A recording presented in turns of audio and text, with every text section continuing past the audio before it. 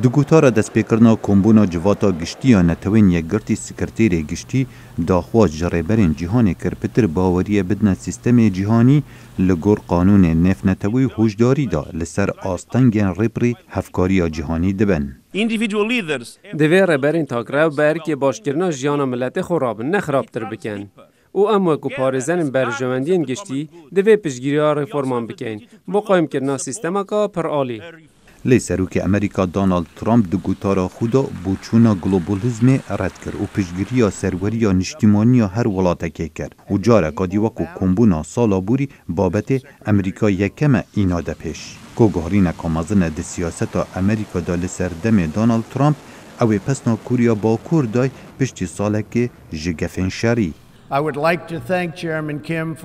از دخوازم سپاسیا ریبر کوریا باکور کیم جونگ اون بکن بو جیریا ویل سرپنگاوین هاوتین. تاوی کوهشتا کاره که زوریه مای بیتا کرن. جزا دجی کوریا باکور دمینن حتی جناب برنا چکی ناوکی. هر وسا آلوزیا دگل ایران بهرک دگوتارا سروک ترامپی دا گرد و داخواست جریبرین جهانی که رژیم ایران زیده تر جدا بکن و رژیم ایران به دکتاتور که گندل ناف کرد و لسر تراجیدیا بردوام سوریه ایران برپسیار کرد.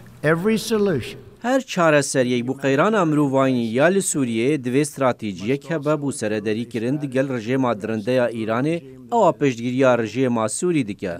دیکتاتوریا گندل یا ایران نه آرامی و مرن و ویرانکاری بلاف دکه.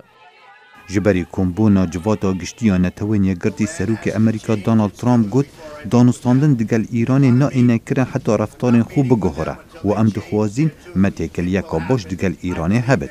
لی سروک ایران حسن روحانی رخنه لترامپ گرد و گوت اولهیا جهان نلیستوکه که دست امریکا دا. سخن یکدیگر را شنید. از ده دیالوگ نها او لویره دست بکم. لی پرسا اولهیا نتویی نیاریه که ده سیاست ناوخویی امریکا دا. نتویی نگرتی نبشه که جه حکومت امریکا. هر وسا سرو کمار ترکیه رجب طیب اردوگان رخنه لرخستی و نتوین یک گرتی و جوات اولهی یا جپنج آلیان پیگدید گرتو گود جهان جوان پنج آلیان مزنتره و پرسا آلوزین سیاسی و جزاین امریکا دجی ترکیه اینان زمان. هلوشاندن پیمان بازرگانی با اوه که نروا برفره کردن ده سیاستا پارزریه. او لبرانبر بکارینانا طولین آبوری و کوچک ام بدنگ نابین. او کس نخوازید خیرانک آبوری هوید. در خصنا تبلیه هوی صناعیه. لی آرامی و اولهی زحمته.